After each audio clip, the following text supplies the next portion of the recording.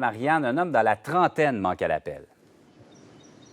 Absolument. Et on est en direct, nous, du Récréoparc, Ville-Sainte-Catherine. Laissez-moi vous montrer un peu la scène alors que vous voyez tous les services d'urgence qui sont mobilisés. On a les pompiers donc de Roussillon, également la Sûreté du Québec, les policiers de Roussillon. Vous voyez également les paramédics, les services ambulanciers, alors que c'est ici, vers 8h20, que l'appel est logé au 911 pour une embarcation qui a donc chaviré avec deux hommes qui se trouvent à ce moment-là à l'eau. Et je veux vous emmener pour que vous voyez un peu le courant, là, comment ça se passe à cette hauteur-ci, donc Ville-Sainte-Catherine, sur le fleuve. Les premières informations sont à l'effet qu'au départ, c'est le propriétaire d'une embarcation nautique, on parle d'une chaloupe, qui aurait donc voulu embarquer un passager, quelqu'un qui ne connaissait pas nécessairement. On parle d'un homme, plus ou moins 35 ans, qui serait donc d'origine asiatique, pour l'amener vers l'île au Diable. C'est la bande de terre là, que vous voyez là, qui est assez importante. On voit qu'il y a des résidences qui se trouvent là, donc aurait voulu quitter ici le Récréoparc pour se rendre là-bas.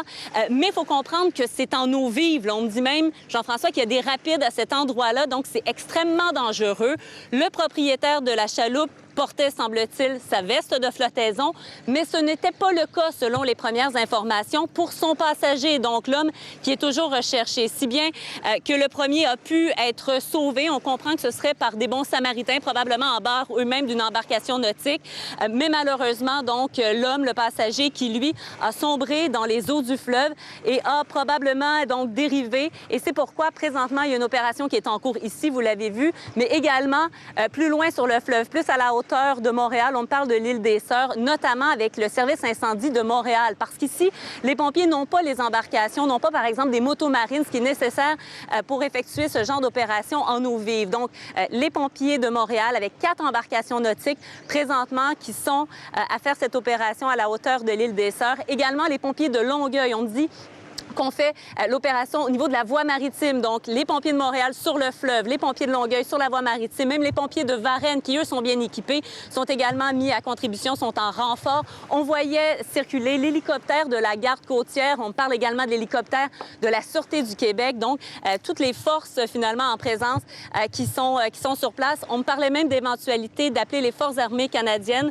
Donc, Mme Desrosiers, la préventionniste, c'est-à-dire au CIM, au Service incendie de Montréal, qui me parlait de la possibilité donc de faire appel aux Forces armées canadiennes. C'est vous dire un peu ce qui se passe actuellement, opération majeure qui est en cours. Et je vous invite à entendre une dame, elle a un chalet à l'île aux Hurons, qui est située là, pas très loin ici de l'île au Diable. Et elle nous parle du danger que représente la navigation dans ce coin-ci. Oui, il y a beaucoup de courant, effectivement. En plus, l'eau est haute, fait que oui, il y a beaucoup de courant. Il faut savoir où passer. Et ça vous étonne pas que quelqu'un ait chaviré, justement? On en a tous les années qui font ça. Ceux qui s'aventurent, là, puis qui connaissent pas le coin.